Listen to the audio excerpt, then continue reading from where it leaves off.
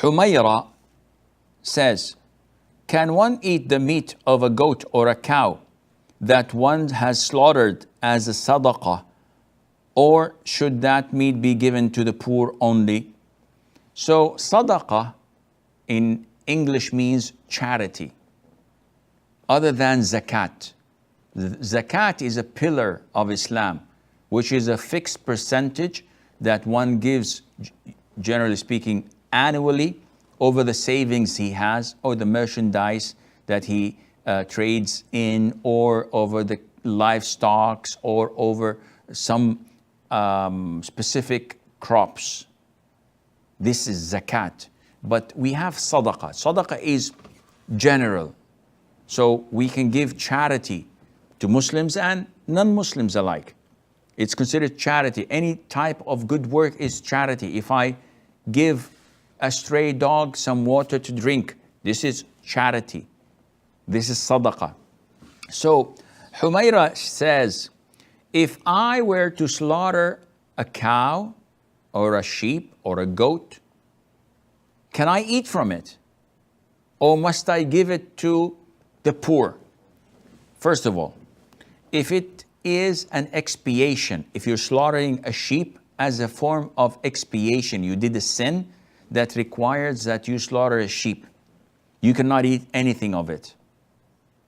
If it is a general charity, such as vows, for example, though vows are not recommended in Islam.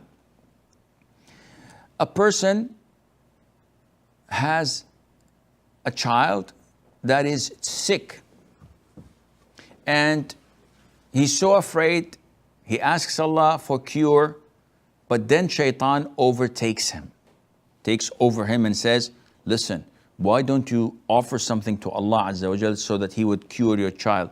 Allah doesn't need your offering.